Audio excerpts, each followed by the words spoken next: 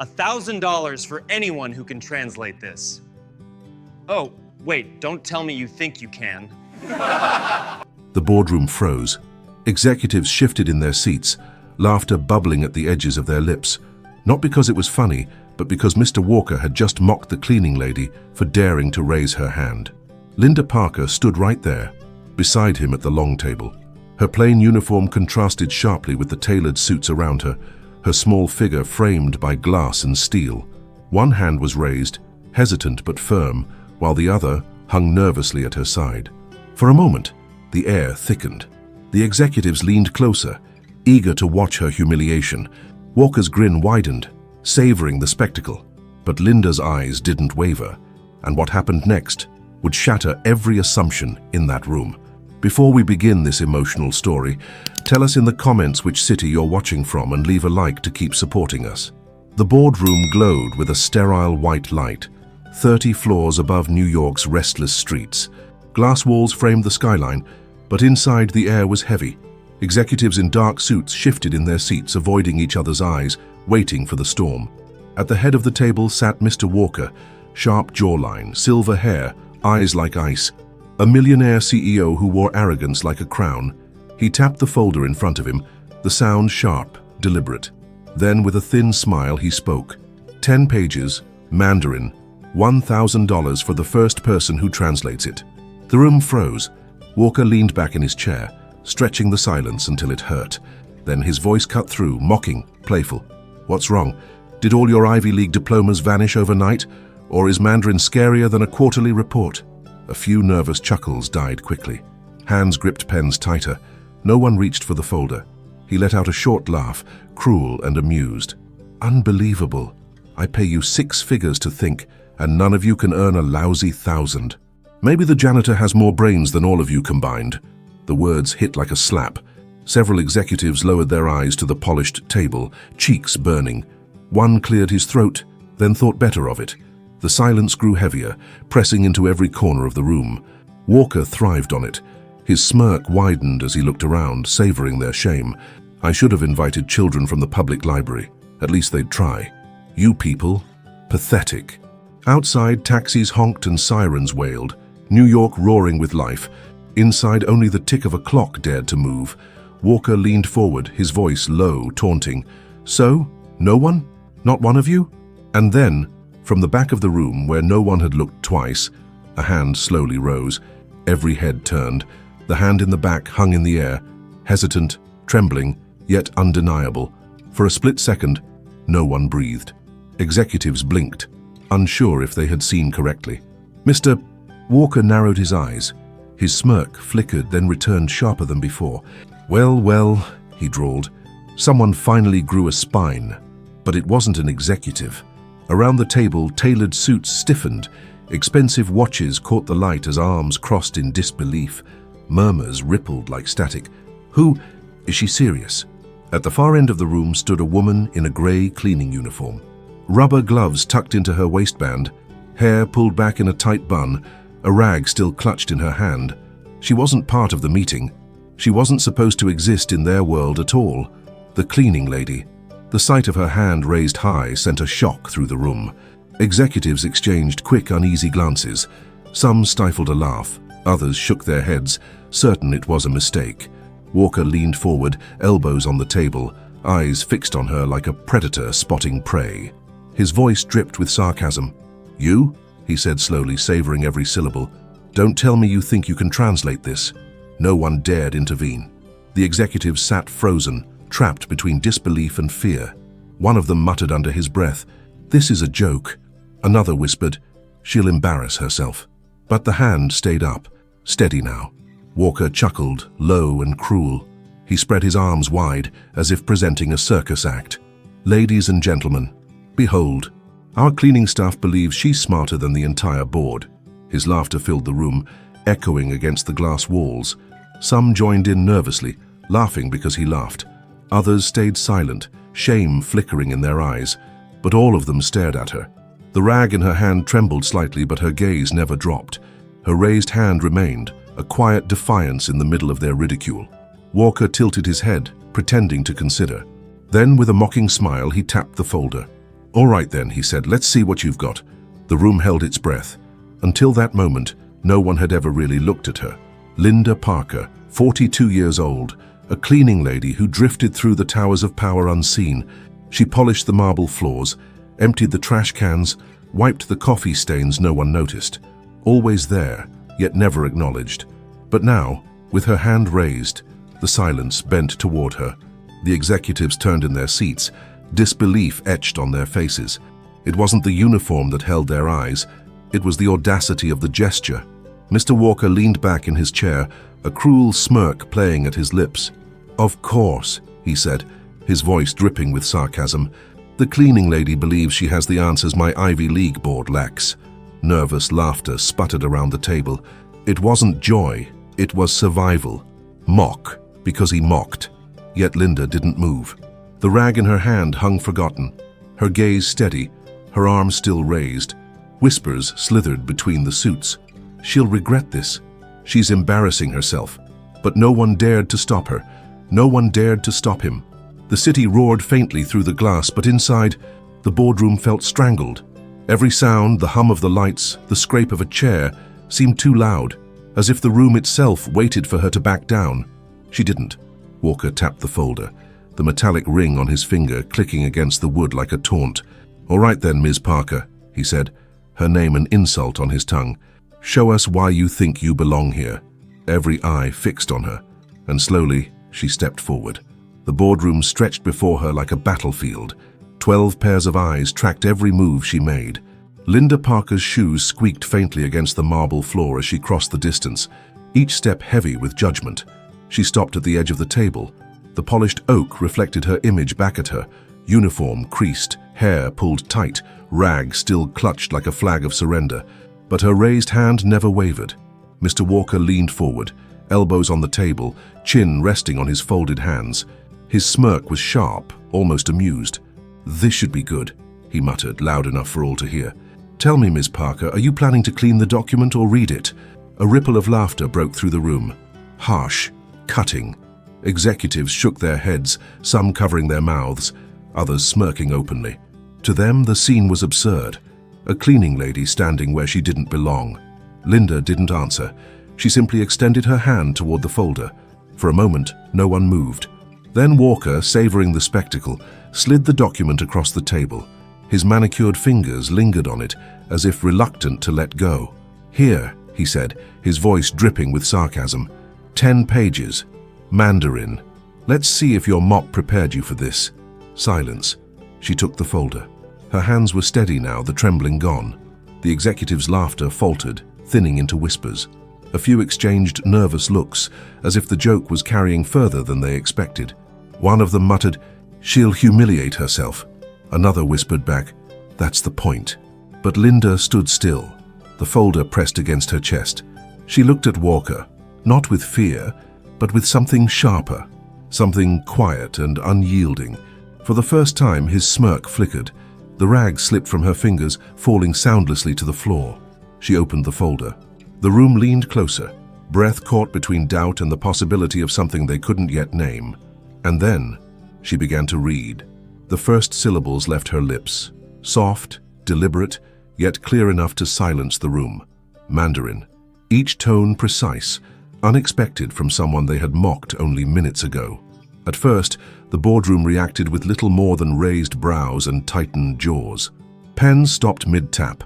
A few executives leaned forward, uncertain if they had really heard what they thought they heard. Linda Parker held the paper steady, her posture calm, her voice even. She read one line in Mandarin, then offered the English translation with careful clarity. Not rushed, not hesitant, simply steady. The room waited for her to falter.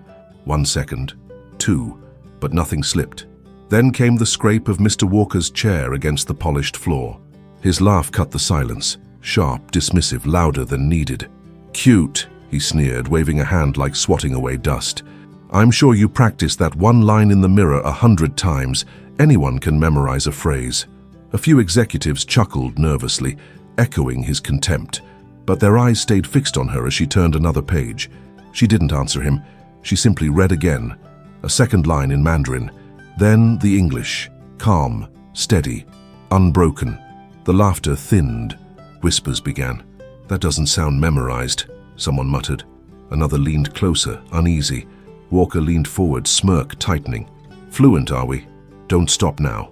Let's see you finish the whole thing." He shoved the remaining pages across the table with a flick, his tone dripping with sarcasm. Linda placed the first sheet on top of the stack and continued.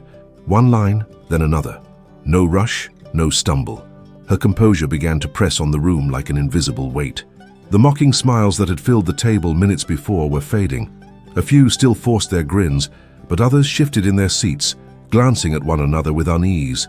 Something in her voice made it clear this wasn't a trick. And though Mr. Walker still laughed, the cracks were beginning to show. The further Linda read, the deeper the silence pressed into the walls of the boardroom. Her voice wasn't loud, but it carried. Each word in Mandarin slipped effortlessly from her lips, followed by the English translation that rang with a quiet authority. At first, the executives had leaned forward out of curiosity. Now, they sat frozen, as though movement might shatter the fragile spell she had cast over the room. Even the ticking of the clock above the door seemed to hesitate, holding its breath with them. One man with salt and pepper hair rubbed the bridge of his nose, whispering, This is impossible." A younger woman beside him muttered, "She's not just translating, Ito, she understands the nuance." Indeed, it wasn't robotic. Linda didn't sound like someone recalling memorized lines. She sounded like someone thinking in the language, someone who lived in it.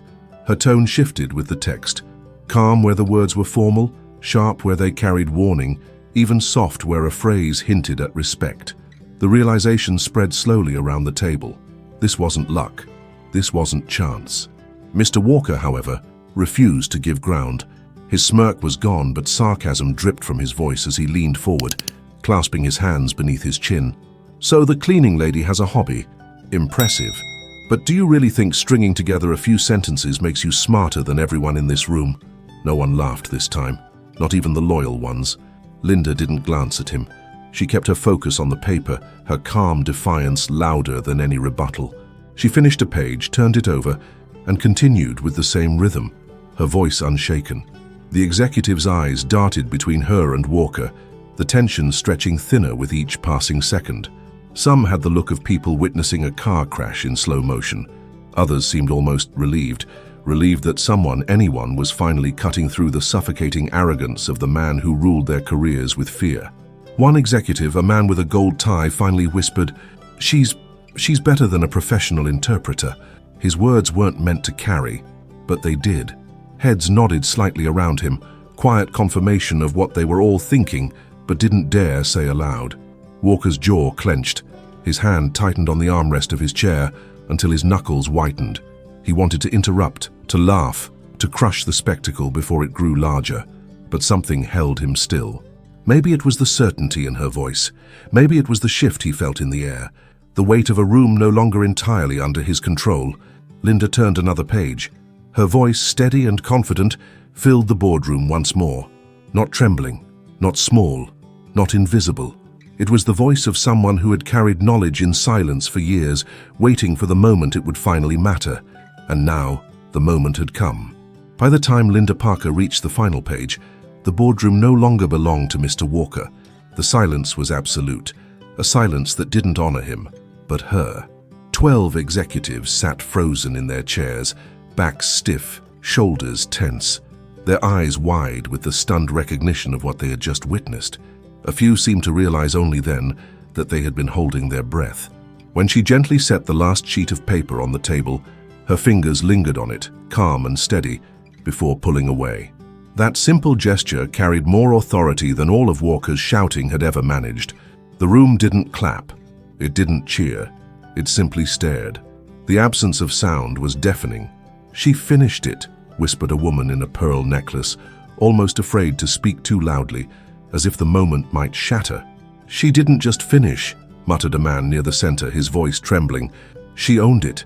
The truth pressed down heavy. Linda hadn't stumbled once, not a pause, not a hesitation. Her tones were flawless, her translations seamless. She had handled a language most of them couldn't even recognize, with the poise of someone who had spent her entire life among scholars and diplomats, not scrubbing their flaws. For the first time, Mr. Walker's mask cracked. His smile evaporated. His jaw set hard, lips pressed into a bitter line. He scanned the table, men and women who once hung on his every word, but now their eyes weren't on him. They were on her, and that truth stung more than any insult. He clapped his hands slowly, each sound sharp as glass. "Well," he said, venom curling at the edge of his words, "congratulations. You managed to recite a foreign language. Perhaps we should swap your mop for a desk." But no one laughed. Not a single forced chuckle came to his rescue.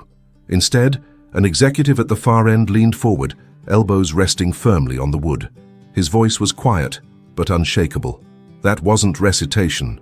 That was fluency. Another added, bolder now.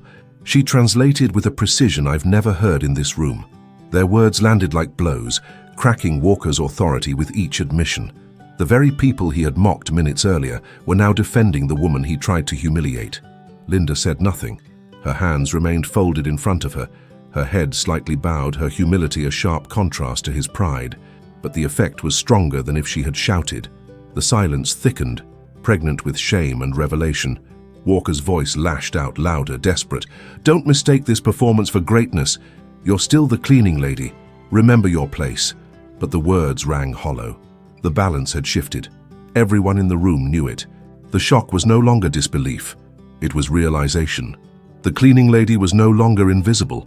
The silence after Mr. Walker's outburst stretched too long, brittle as glass. Executives shifted in their seats, their loyalty cracking like thin ice beneath their weight. For the first time in years, they weren't looking at their CEO. Their eyes had moved to her. Linda Parker stood still, shoulders squared but calm, the weight of every stare pressing against her frame. She didn't fidget. She didn't shrink. She simply breathed, steady and deliberate, before setting the folder gently back on the table as though returning something sacred. A younger executive broke first. A woman in a navy blazer leaned forward, her voice trembling with awe and disbelief. How did you learn that? It takes decades to master Mandarin at that level." A ripple passed through the room, murmurs, nods, half whispers of agreement. Questions swirled like storm clouds. Linda lowered her gaze, not from shame but from memory. Her hands clasped tightly, knuckles pale, before she raised her head again. Her voice was soft yet steady, carrying the weight of years untold. "I studied languages at Columbia." The words stunned the boardroom. Even Walker blinked, momentarily thrown. Columbia University. Prestige, discipline, excellence. "I was the first in my family to go to college," Linda continued, her tone measured, not boastful. "I earned a scholarship. I worked nights, weekends, anything to survive. Mandarin was my passion. I wanted to become a translator, maybe a professor." Her voice faltered, a shadow crossing her face. "But then my father got sick. My brothers left town. My mother, she couldn't manage. Someone had to take care of them. Someone had to pay the bills." She glanced at her hands, calloused, roughened by years of labor, and let them fall to her sides. "So I left school, took whatever work I could find. Cleaning paid faster than chasing a dream, and once you step off that path, it's harder than anyone thinks to climb back." The executives' faces softened. One man rubbed his temple, ashamed. Another woman blinked back sudden tears. They had laughed minutes ago, yet now their own reflections in the glass walls felt smaller, meaner. Linda lifted her chin, her voice firming again. "But I never let it go. Every night after work I kept my books. I practiced. I read. I couldn't leave my father, but I couldn't abandon the language either. It became a part of me." Silence followed, heavier than any insult Walker could conjure. An older executive exhaled slowly, almost reverently. "All these years," he murmured, "and we never knew." Walker slammed his palm against the table, desperate to shatter the spell. "Enough," he barked. "Don't fall for her sob story. She's nothing but staff. She polishes your shoes, empties your trash, and that's all she'll ever be." But his words rang hollow. Every pair of eyes had already shifted. Linda Parker was no longer a shadow. She was standing in the light. The boardroom felt different now. The sterile white lights above seemed harsher, no longer flattering Walker but exposing every crack in his authority. The silence, once his weapon, no longer belonged to him. It belonged to her. Linda Parker stood near the head of the table, her presence quiet yet immovable. She hadn't raised her voice once, yet the atmosphere bent around her. Walker rose slowly from his chair. He moved with the stiffness of a man trying to hold together what was already broken. Straightening his jacket, he adjusted his cufflinks with trembling fingers, forcing a smile that never reached his eyes. "Well," he began, voice coated in false calm, "that was a touching performance, truly. But let's not lose perspective." He gestured toward the skyscraper view, the gleaming table, the men and women in tailored suits. "This is my boardroom, my company, and I don't run it on fairy tales and pity." No one answered. He stepped closer, his shadow falling over Linda's uniform, his voice sharpened, venomous. "You think a few pages of Mandarin put you on my level? Let me be clear. You will never be more than the help." But the sting no longer landed. Linda lifted her eyes to meet his. No fear, no shame, only quiet strength. The air shifted again. An executive at the center of the table shifted forward, voice hesitant but firm. "With respect, sir, she did something none of us could. You set the challenge. She met it." All heads turned toward Walker. His face darkened. "You're defending her." His voice cracked, rising with fury. "A cleaning lady?" Another voice rose from the far end, steady now. "It's not about titles. It's about skill." And she proved herself in front of every one of us. A murmur swept across the room, low at first, then stronger. Executives exchanged looks, squared shoulders, nodding quietly. For the first time, they weren't echoing Walker. They were resisting him. His hand slammed against the table, rattling glasses. "I said enough!" His roar shook the air, but its weight was gone. It sounded desperate, hollow, a man clinging to the scraps of power. Linda didn't flinch. She calmly folded the papers back into the folder and set it neatly before him. Her hands steady, her gaze unwavering. Her words, when they came, were soft but sharper than any blade. "You promised $1,000 to whoever could translate it." The words landed like a verdict. Walker froze. The board turned toward him, expectant, waiting. The man who built an empire on arrogance, now cornered by his own. His authority, once unquestioned, fractured under the quiet truth of her voice. For the first time, Mr. Walker had no words, and for the first time, the boardroom saw clearly who truly held the power. Part 10. The final lesson. Revised. The air in the boardroom was thick, heavy with the weight of what had unfolded. For the first time, Mr. Walker wasn't the center of gravity. He stood stiff, fists clenched, the smirk that once commanded fear replaced by a mask of silence. Linda Parker waited. She didn't gloat, didn't bow, didn't break the quiet with triumph. She stood with her hands folded, presence calm, yet unshakable. She had already won, not through arrogance, but through truth. Reluctantly, Walker reached into his jacket. The leather of his checkbook cracked as he opened it, the sound slicing through the silence like a blade. His pen scratched across the paper, slow, unwilling, each letter heavier than the last. $1,000. Signed. His name etched in ink that now felt smaller than hers. He tore it from the book and slapped it onto the table. "Take it," he muttered, his voice hollow, stripped of the grandeur that once filled this room. Linda stepped forward. Her movements were measured, reverent. She picked up the check, folded it once, tucked it away. Her only words were soft, steady. "Thank you." That was all. She turned back to her cart, to the rag that had fallen earlier. The tools of a job she would return to without shame. She bent to pick it up, her hands steady, and resumed wiping the glass wall as if nothing extraordinary had happened. But the silence told a different truth.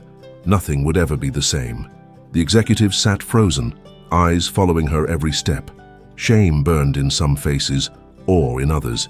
They had laughed minutes before, but now their laughter felt cruel, cowardly. What they had witnessed would stay with them forever. Dignity defeating cruelty, knowledge rising from the shadows, humility standing taller than arrogance. Mr. Walker collapsed into his chair, his gaze drifting to the skyline. His empire remained, but his authority was fractured. He had been undone not by rivals or competitors, but by the very woman he had dismissed as invisible. And the board, those polished men and women, knew the truth. They would remember the day the cleaning lady raised her hand, and the day dignity won. The boardroom eventually returned to business, but with a scar that could not heal. They would never forget that true worth is not measured in titles, money, or power. And Walker, he had learned the hardest lesson. arrogance crumbles when faced with quiet strength. Linda Parker walked out with more than a check. She walked out with respect, with dignity, something no one could ever take away. If you've ever faced humiliation, if you've ever been underestimated, remember this: no one is above anyone else. Not wealth, not position, not arrogance. Nothing gives one person the right to diminish another. If you have a story of resilience or overcoming the odds, share it in the comments. Let this space remind us that nobody can humiliate us, and nobody is worth more than another human being. Thank you for staying until the end of this story that touches the heart. Tell us in the comments which moment moved you most. Subscribe and turn on the bell to receive more stories that inspire and transform. Leave a like if you believe in the invisible strength of dignity and family. And above all, thank you for being part of this community that believes in stories with soul.